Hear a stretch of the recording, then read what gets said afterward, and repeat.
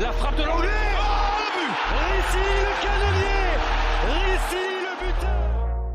Allez, pas mal de petites news, messieurs. On va commencer avec une news feuille de match. Parce que des fois, on est corpo et on va se le faire. Le vendredi, on a lancé un appel à la communauté pour nous faire des jingles, messieurs. Donc, dans l'équipe, comme ça travaille pas, on est obligé de faire appel à une communauté, notre fameuse communauté, comme le dit notre cher président Comoli. Donc, n'hésitez pas. Le but, je le rappelle, c'est de faire 15 secondes maximum, un lien avec le TF. Commentaires de match, conférences de presse, conférences d'après-match, vous faites ce que vous voulez, vous êtes totalement libre. Une musique de libre de droit si vous en mettez une, bien entendu. Si vous voulez mettre un fond musical, et voilà. Soyez créatifs, faites-vous plaisir. Et on a déjà un premier exemple, si vous voulez, qui nous a été donné par Guy, donc on va vous le faire écouter. Clément, c'est à toi, c'est le jingle Europa League. On la prend pas, on l'accueille et on va l'embrasser. Et comme on va embrasser la Coupe d'Europe l'année prochaine. Europa League, y a. Voilà, 8 secondes, simple, efficace. Pascal? Très bien. Ouais, ça me plaît bien. Bah voilà, donc du coup Mehdi, content? Oui, validé. Moi je trouve ça pas mal. Je pense qu'il peut devenir vite notre jingle de retour de match sur Europa League. Ouais, mais bon, je pense que ça peut faire mieux quand même. Faut rajouter un petit beat pour motiver. Écoute, c'est pour motiver les moi autres. pour le moment, il nous l'a envoyé. On a Après chapeau, ouais, c'est le premier. C'est le premier. Il y aura d'autres propositions qui vont arriver. C'est vrai que ce Europa League EIA est quand même assez sous-estimé. Ouais. Il est intéressant. Tu veux que je sois totalement honnête avec toi? Il y a 2 semaines, Vince, 3 semaines, je sais plus. J'ai voulu en faire un justement qu'avec ça. Je n'ai absolument pas trouvé la vidéo ou la bande sonore. Et quand je l'ai découvert, j'étais en mode, ok, lui il était déjà 20 fois meilleur que moi et c'est bien de faire appel à la communauté. Et après quand il dit il faut qu'on l'accueille, c'est un deux mots, ouais. J'avais fait une plaque super sale, mais c'est pas bon parce qu'on est en direct à une radio et. Ta belle-mère regarde, oublie pas. Exactement. Et on embrasse la tienne aussi. Allez. Transition mercato. 2 anciens joueurs ont retrouvé un club, messieurs. Ton chouchou a signé au Anderlecht. Non, pas du tout.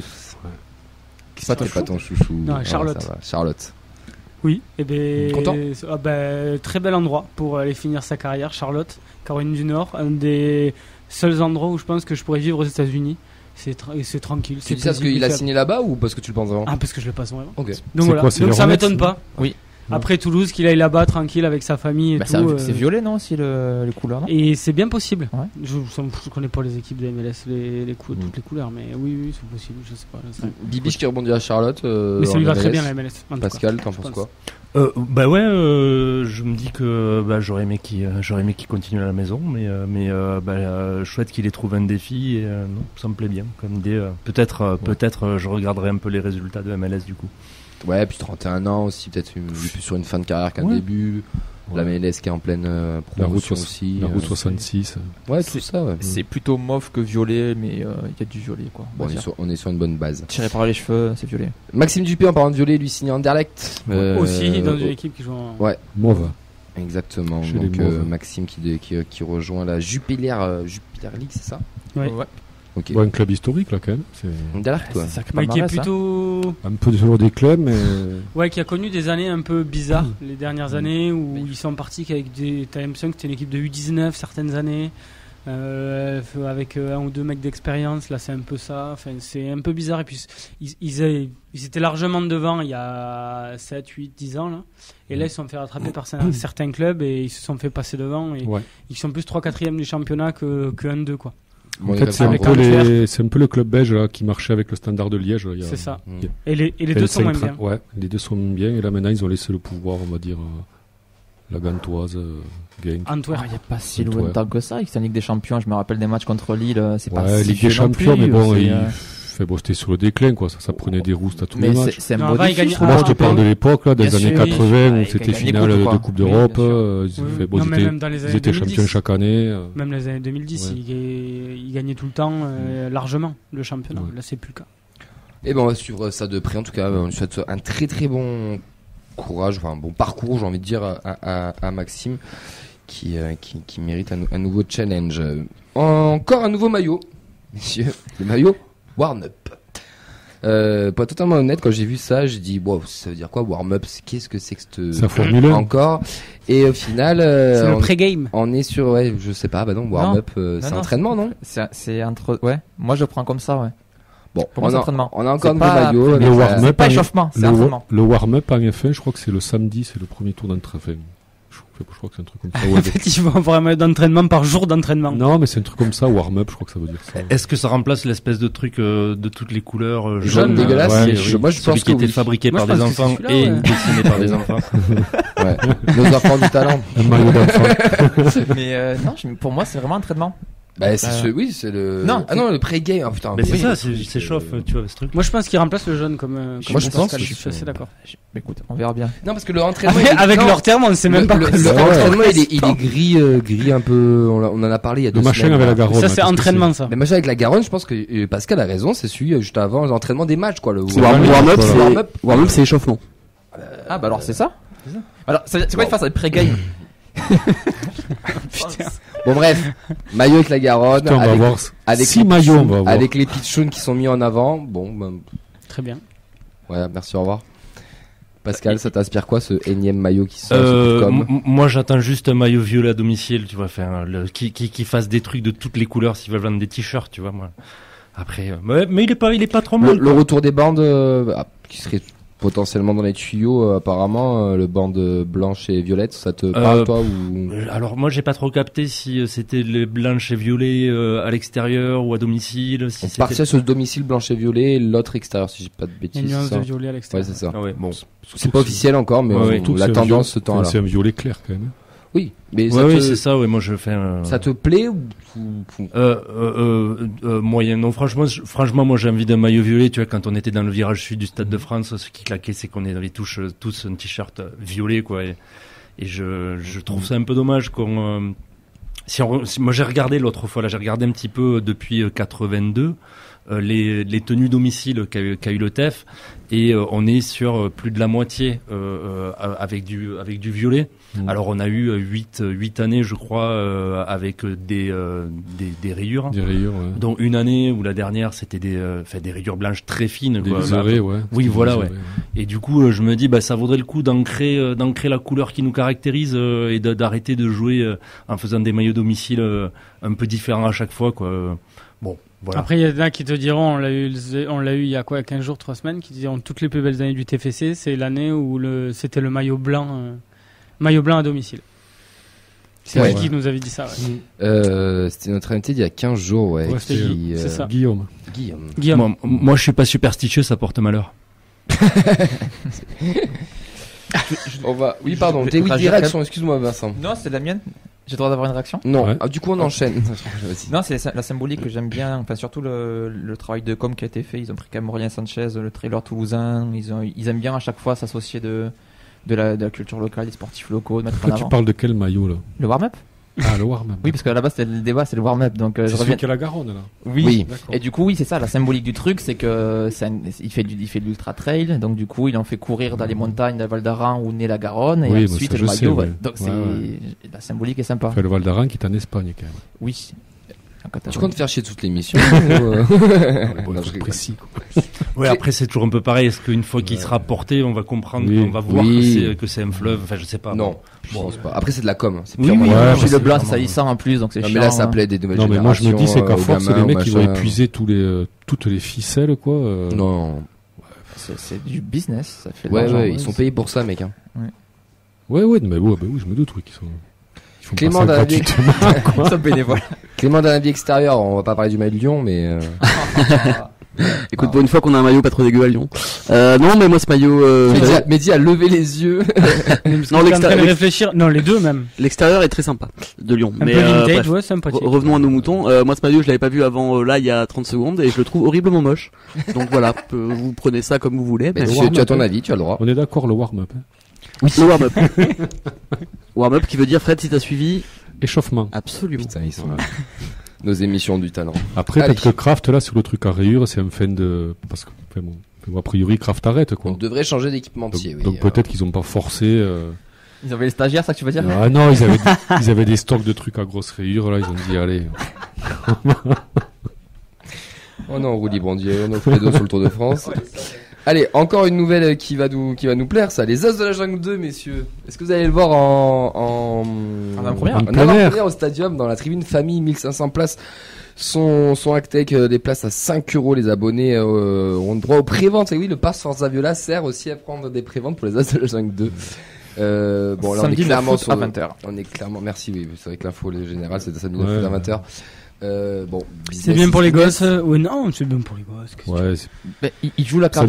Et quand t'as 5 ans et que tu t'amènes à voir un match de foot, t'as la plupart des gosses qui en ont rien à foutre de regarder un match en entier. Bon, t'as ça, t'as les mascottes, t'as le côté as de la jungle, ça leur plaît et ça fait un attachement, quoi. Tu crées un souvenir, un lien avec le stadium, et encore une fois, tu fais travailler les partenariats. Je veux dire, tu veux créer, toucher un public jeunesse, faire des animations sur le parvis, etc. Là, tu pousses jusqu'au bout. Et ça va faire aussi un petit buzz, plus grande salle de cinéma de France temporairement avec 1500 places d'un coup, automatiquement. Air, on va en parler, cinéma de plein air. Donc c'est une personne à pas cher pour l'ETF. Tu mets en avant ton partenaire qui est le studio TAD Production, qui est toulousain, je crois. Qui est toulousain. Donc c'est gagnant-gagnant et ça montre une fois de plus que le club est enclin à travailler avec les entreprises de la région. Je me orientais vers les deux anciens. Moi je me dis comme quoi ça valait le coup de faire des travaux pour l'Euro 2016 au Stadium, parce qu'ils nous avaient dit qu'il y aurait souvent des concerts, on n'en a pas beaucoup eu, mais il y a quand même les As de la jungle, c'est rentable. 100 millions, hein, c'est non, moi j'espère qu'Alexandre aura jamais d'enfant pour que le grand-père que je serai. On est en roue libre, c'est bien ce que je disais, on est en roue libre. Non, ça me concerne pas comme. Enfin, ça m'est pas destiné, quoi, a priori. C'est très américain, moi je trouve quand même. On est vraiment dans l'hyper conso. Après, c'est bien pour les gamins, je vous l'accorde, mais c'est pour moi un club de foot, c'est un club de foot. Un stade de foot doit rester un stade de foot. 5 € la place. Déjà, le ciné, ça 10 balles, hein. C'est déjà moins cher qu'au ciné. Ça, je suis d'accord, mais je rejoins Pascal. Il voulait nous faire des concerts. Mais déjà, moi, les concerts dans les stades, je suis pas un grand fan non plus, même si je comprends aussi l'objectif de ramener plus de monde et tout. Là, t'en fais une salle de ciné. Enfin, c'est quoi la prochaine étape? On va avoir un tournoi d'ATP Master 1000 à Toulouse. Camille, tant qu'on ne nous oblige pas à y aller, d'accord? Oui, on est obligé de se farcir le truc. Moi, tu as raison. Qu'il fasse. Si ça rapporte au club, ça leur rapporte des sous, ça nous fera peut-être des joueurs en plus, j'en sais rien. C'est le business du club, enfin, tant mieux, quoi. Voilà, il y a pas de souci avec ça. Est-ce qu'on ferait pas un petit point météo? Mehdi, combien il fait à côté de toi? La température? Parce qu'on a mis un thermomètre en studio pour contrôler. Nous sommes actuellement à 30 degrés. Oh. C'est tout, parce que là, dans mon corps, il fait 52. Hein. 31. Alors, imagine le gars qui est dans la mascotte des As de la jungle, avec la température ressentie qu'il a à chaque match au stadium. Non, après, ça veut dire que le stadium et que le TFC, il pourrait pousser, comme a dit Pascal, pour autre chose, quoi.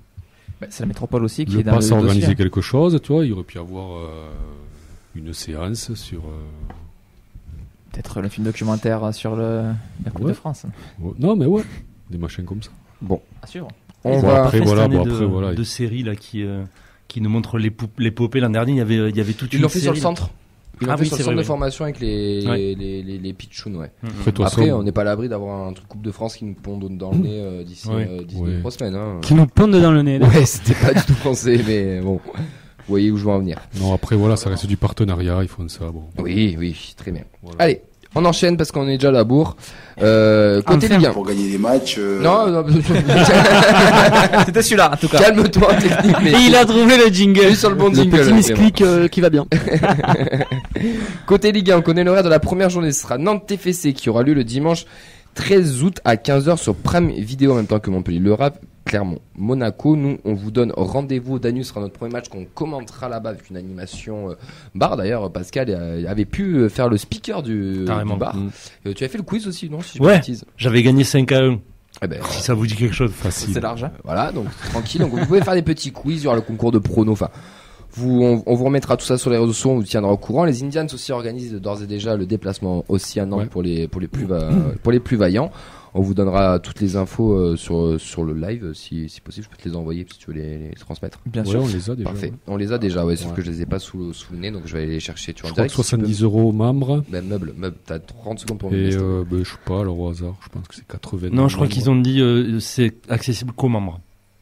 Réservé aux membres. Ah ouais. Donc, en mode tu prends la carte, quoi. D'accord. Donc je vais pas l'annoncer, comme ça sera plus simple. Et vous avez qu'à vous abonner aux Indians. Ouais, il y a une solution si tu veux être abonné Indians. NVDRS plutôt. Et oui, parce que les NVDRS tiendront une permanence ce mercredi 19 juillet de midi à 22h au Manbicas, donc 152 avenue de Muret et de tram Croix-de-Pierre avec les cartes de membres seront disponibles. D'ailleurs, je pense que demain je passerai chercher ma carte de membre si tu veux. Très bien, viens boire un coup à la maison, c'est à côté. Voilà, si dès que je récupère vos cartes, n'hésitez pas à me le dire. Il sera possible aussi d'acheter du matos. Indians, juste avant la reprise, on aura le match TFCS Roma, messieurs, le dimanche 6 août. La billetterie toujours ouverte. Le compte Twitter et Instagram nous indique combien de places, j'ai oublié de mettre. Combien de places, pardon, nous indique que plus de 14 000 places ont déjà été vendues. Je pense qu'on va atteindre peut-être le 20 000, je sais pas. Tu vas y aller, toi, ou pas? Si je suis sur Toulouse, j'irai, ouais. Non, c'est une jolie affiche. On va pas faire la fine bouche. Comme vous disiez la semaine dernière, enfin, la dernière fois, quoi. On aurait bien aimé que ce soit compris dans le pass, comme ça qu'on nous l'a vendu, quoi, hein, ce pass-là. Donc bon, voilà. Après, à 5 balles en virage. Ça reste abordable, voilà, quand même. On va voir un match de la Roma. Après, ça me fait un peu bizarre d'aller voir un match sans la compète. Je sais pas trop dans quel état d'esprit, si j'y vais, je serai. Oui. Oui, c'est un gros match, c'est joli, une belle affiche, mais c'est vrai que c'est un match amical, en fait. Donc, oui. Voir un match de préparation, tu vois, je me dis, les matchs de préparation, c'est fait aussi pour tester des trucs et après, là, c'est le dernier, donc c'est censé être la même équipe qui va démarrer Nantes. Bon. Après, on va pas se mentir, les gens attendent de Dybala et qui c'est qu'il y a d'autre? José Mourinho. Mourinho, je suis très donc s'ils y sont pas... Mourinho au stadium, c'est quand même pour 5 balles, c'est comme ça, à voir, quoi. Fred, il y a plus Totti, ni De Rossi. Ouais, c'est ça. Moi, franchement, Totti, il est pas directeur sportif? Moi, il y aurait eu Totti. Mais là, on sera en tribune. Ouais, je pense que je rentrais d'Espagne exprès 2 jours et je revenais le voir. Tu qu'on demande des accrètes presse pour essayer de choper Totti en tribune? Ouais. Le Diakité, c'est Bafo Diakité qui nous a fait ça ce week-end, et c'était au TAC, à son ancien club du Gironis. Donc organisé par le Pichoun avec pas mal d'animations. On notait la présence de Moussa Diarra, Logan Costa ainsi que Fares Shaibi. Un joli succès populaire pour cette journée où il y avait des cadeaux de malades à gagner. Il y avait des Play 5, des maillots de Fares, des dédicacés et tout. De Bafo, des places pour TFC Lille, des maillots dédicacés, des maillots de l'équipe de France d'Amin Adli, des crampons de Mohamed Bayo. Enfin, voilà, belle initiative pour les gamins de les crampons de Bayo, ça sert à rien. Les Rasta, par contre, il les touche un peu plus. C'est des crampons uniques, des crampons carrés, c'est hyper rare. Donc du coup c'était bien pour les gamins, je trouve, de ce petit club. Enfin, ce petit club, c'est pas un petit club, le TAC, c'est un gros club. Non, mais c'est un club bien. C'est un club important à Toulouse. Oui. C'est un club important à Toulouse, c'est un club de quartier aussi. Qui a formé beaucoup de jeunes. Qui a formé beaucoup de clubs. C'est important que c'est bien qu'il y ait des joueurs qui se rappellent d'où ils viennent et qui fassent ce genre d'initiative. C'est pas. Et puis commun, il était surtout là il est à Lille en ce moment, donc c'est pas comme s'il était dans la région. Enfin donc. Il organise ça depuis un petit moment. On fait les rentrées ici, là, toute la famille ici quand même. Oui, mais bon. C'est quand même, l'initiative est quand même belle. Ils l'ont pas tous fait. Non. Donc, c'est à souligner. Et Pascal Despérou était du TAC. Bravo pour le. Oui, il y a pas que la lui. Jet aussi, il a joué Despérou. Je crois qu'il était du TAC, quand même. Moi, je sais qu'il a joué à la Jet. Ah, bon. Mais, enfin, je te dis pas qu'il n'ait pas été au TAC. Donc, TAC, c'est sûr. Mais après, il y a pas que lui. Il y en a plein. Je crois qu'il y a un Cheikh Mbengue, je sais pas de conneries aussi, là, pour commencer au TAC. Je te regarde à toi parce que, voilà, mais non, personne, à vérifier.